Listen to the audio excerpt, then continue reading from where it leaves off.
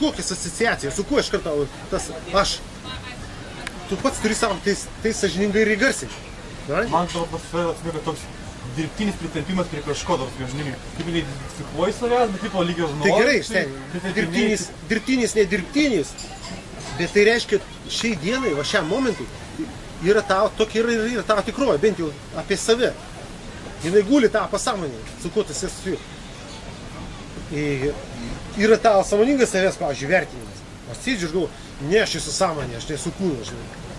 Bet pasąmonėje stovi kitas, tos savidentifikacijos rodiklis. Kitas iš jis guli. Tai dažniausiai koks jis, pats banaliausias bus. Vardas, lytis, asmenybė, biografija, tavo praeitis, su kuo tu save tapatini, su savo praeitim, su savo biografija. Sako, papasako ką nors apie save. Ką kas turi omeny? Esu pagiežingas. Bet tai važnai, bet tai apie save tai matai, ką reiškia vis tiek. Biografiją dar reikia papasakoti. Biografija. Tu ką daugiau pasakoti? Ar realiai, tai jeigu tu pritum ir jogą paklausam, skaitų papasako ką nors apie save. Nieko nepasakos. Tai tam iškalbėtam žinybę turėjo. Kiek matai, tiek ir yra.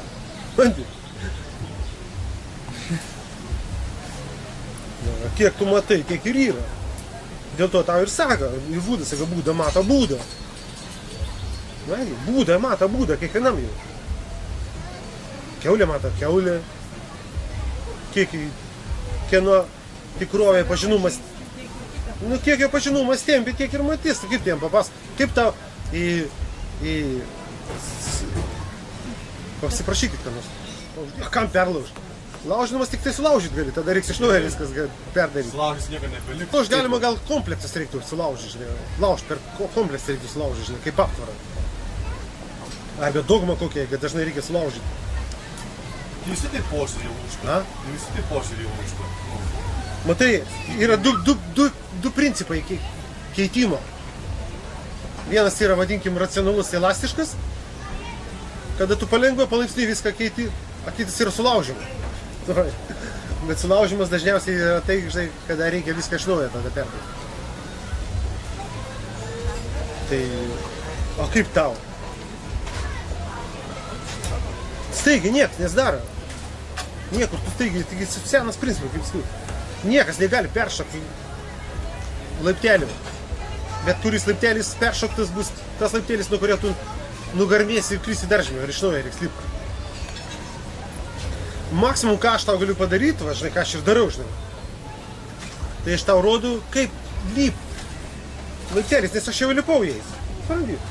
Aš jau jais pralipau, tai kad tu mažiau grybautum, mažiau ieškotum, kur ko dėt, kad mažiau laiptelių prašoktum ir garmėtum atgal, kad sklandžiai liptum laipteliais. Tai aš tau rodau maždaug šitą kelią.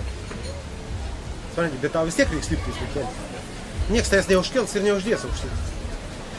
Bet kas galima pabandyti, kas nors tave uždėti, žinai, bet tai gausis tai, kad tada jau šis ten tu neišsilaikysi. Tai čia gaunasi taip reikia hipnozė ir autosugestija, ne? Tai visi va šitie gudrų sprendimai, va tame tarpe rebefingai visi, žinai, šitie, kurie, žinai, nori apšokt, žinai. Tai... Arba tie, kurie žada tau, žinai, greitus rezultatus, kurie žada, žinai. Greitus įsigelbėjimus. Tai ką man daryti? Ką man daryti? Neskubėti. Yra vienas auksinis visų mistikų ir visų magų patarimas. Dar sykį kartuoju. Bet reikia jį girdėti. Bet kaip tu suvoki tą neskubėjimą? Kaip? Kaip tu suvoki tą neskubėjimą? Nes kiti gali suvokti... Kad nebūtų įtampos, kad nebūtų nerimo tavo elgesy. Bet dabar, pavyzdžiui, aš kalbu, žinai, galim sakyti, va, jis tai jau kietas, jau paėjęs, žinai. Ir kad nebūtų snaudimo. Ir kad nebūtų apatijos. Ką reiškia nebūtų? Nenusivilt, nenuleist rankų. Bet ir nekišt rankų į ugnį. Tai vadinama, kaip pavyzdžiui galim būtų pakalbėti, žinai, pavyzdžiui, tu ateini į sporto salę treniruotis, ne? Pavyzdžiui, ten, karate pavadinkim, ateini į karate, pradedi treniruotis ir įsivaizduodama, jeigu tu esi psichopatas, Supranti? Tai tu iškart biškai pasimuosi, sakysi, все, aš jau mestras, davai, einu ten, žinai, ten, все. Kietas, davai, staigiai, ten dėkit man, ten svarščius po 50 kg. Ne nuo 5 kg, ne 10-15, tu 5 po kg, dabar man jau 50 dėkit, žinai. Nes tu matai jau kiti kieti kelią, žinai, ir tau ne bijai atsilikti. Supranti? Pergyveni dėl rezultatą. Pradedi plėštis ardytis. Nu tai tu pailiuoji. A, kas čia sveria, mano vyru? Aš. Tai va. Pažiūrės, aš gera. Kad Jeigu nenunuoti. pakliūni pas gerą trenerį, tai jis tai sklandžiai ir nuosekliai treniruoja, supranti? O šitą Bet vis tiek tai dabar, nu, pamėginti toliau, kad savo ribas patikrinti.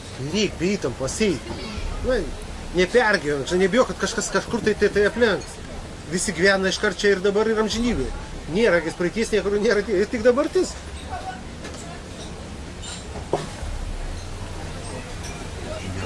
Jeigu tu, tai ką aš kalbu dabar, jeigu tu girdi, žinai, neklausai, ne tik klausai, bet ir girdi, tai tu ir keisies, jau neišvengiamai keisies. Jeigu negirdi, reiškia, tu ir nereikia dar girdėti, tu girdi tiek, kiekvienas girdi tiek, kiek jam galima girdėti.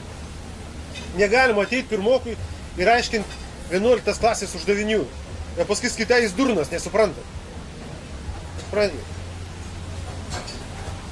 Aiškink jam 2 klasės uždavinį, 2 3. Gali ateiti 11 ir aiškinti, pasakot, ką nors apie tos uždavinius, kaip jie vyksta, taravaram. Kas sugalvo pirmokas, jis matys, supranti. Bet jeigu tu jam jau liepsi, eiti, spręs, daryti šitą uždavinį, kai jis nepadars, kai tu durnas, tai tu pats durnas.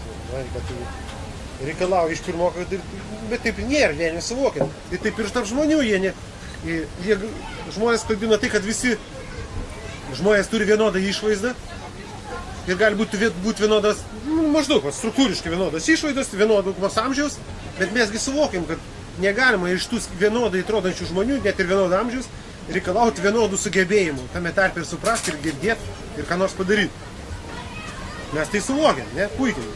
Išgyvenam. O štai, kad žmonės mums suvokiam, kad kaip dabar visi paprastai jau ir sako, žinai, kad vieni brandesni, kiti jaunesni, vieniems sėkmingiau pavyko, žinai, ten žinai, nu, per gyvenimą, per didesnį geroj šeimoje, auga geroj aplinkoje, ten intelektą tvarkingesnį gauti, darbingesnį. Kitas gal turi didelį intelektą, bet jo netvarkingas, pažeistas intelektas ten, žinai, mažiau naudos.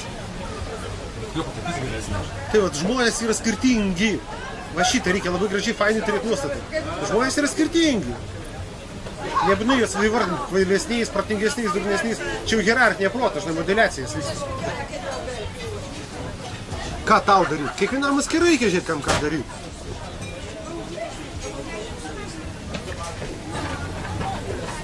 Bendras principas, tai būtų vienas, žinai. Reikia suprast, kaip vyksta procesas. Ir tai kai nesupranti, nebijot pasakyti, aš nesuprantu. Nesuprantu. Dar sėki paaiškinti, dar pažiūrėk, dar kaip nors aiškinkis, dar žiūrėk, kitų variantų, kitų alternatyvų. Kol suprasi, be isterijas, be įtampos ramiai. Nieko nėra paslėpta, kas nebus atidengta. Ir šitą tai galioja visiems, be išimties. Visiems bus viskas atidengta, kas yra paslėpta. Gali net nestiruoti. Aišku, jeigu mėgosi ant pečiaus pramėgosi, viską, žinai, tai paprasčiausiai pramėgosi. A jeigu plėšysies ar dysies, tai gausis taip, kad tai apsiplėšysi, apsirdys ir jis tada iš naujo apsilopyti, apsitvarkyti ir vėl iš naujo. Tai balansas yra. Kaip sakau, mistikų, magų visų šitų yra taisyklėlė. Neskubėk, bet ir nesnausk. Nes kas snaudžiau, pramėgos, a kas skubo, prasilenks. Tai išmokti reikia protą subalansuotą. Iš kur jį gauti? Nes kiekvienas, kas gimsta ateina pasaulyje, gimsta ekstremistais praktiškai visi. Norų tempiam ir norą juos ir nutempia. Norai nutempia kur? į kančią. Ir apsidaužai. Taip, ir susibalansuoja. Todėl niekas negali niekur nuskubėti iš tikrųjų. Tai va čia, kad šitas dalykas, matai, kad nebūtų tas noras, kuris vėl tave nustemtų į kančią. Dirb, atsiduok šitam dalykui, dirb. Ir tavo bus maksimalus greitis. Jeigu tu norėsi aplenkti greitį, tai nieko neaplenksi. Tas norėjimas aplenkti greitį, tai, sakykim, nepripažįsta. Va, pažiūrėk, kaip šitas principas matosi, žinai. Yra ralistas, jisai skuba ar ne? Ralio varžybos vyksta. Jo tikslas yra kuo greičiau atrūkti. Skuba neskubėdamas. Ir neskuba skubėdamas. Supranti? Ne. Ir neskuba skubėdamas. Jeigu jis paskubės skubėdamas, jis padarys avariją. Tai va, ir tu turi išmokti skubėti neskubėdamas ir neskubėti skubėdamas.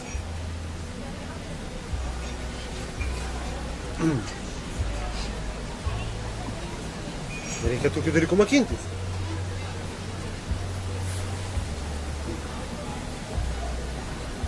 Kitas klausimas.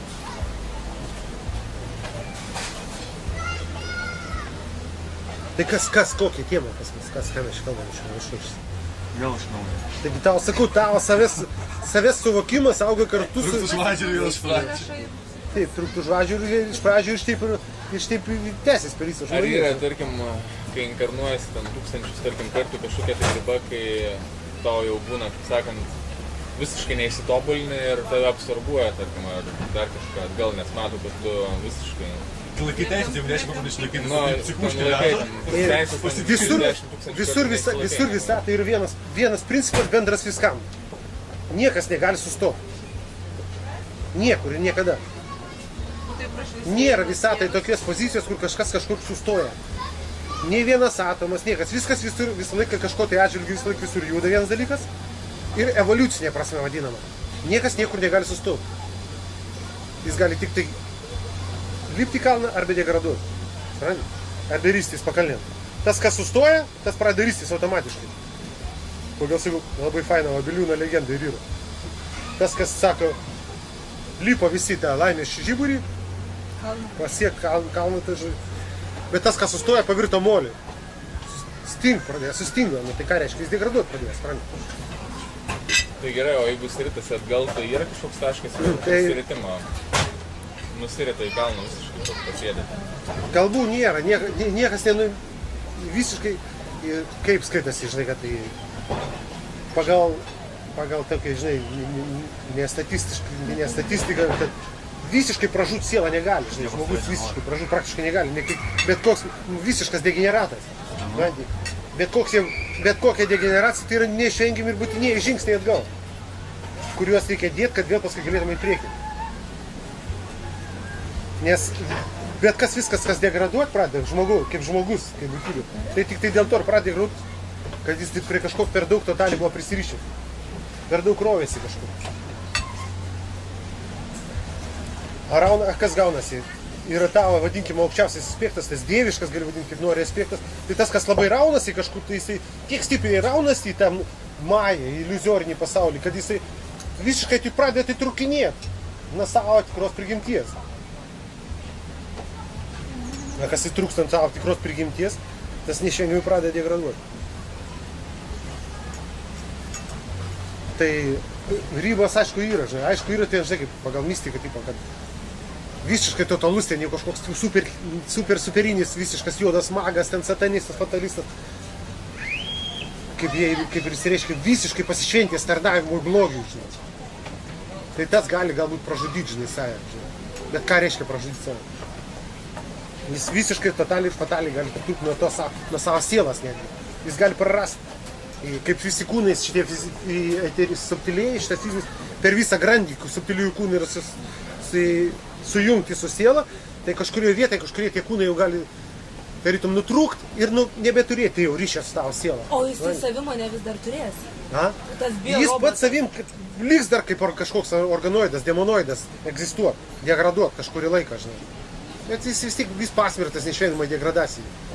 Jis parazituos, bus kaip, demoniškas agėjama ves, bet pas jį nebėra nieko, kas jį galėtų jį atnaujinti ir iš naujo atkurti. Jis galės gyventi tik tai savo į tuose kūnuose, kurie jam liko. Supranti?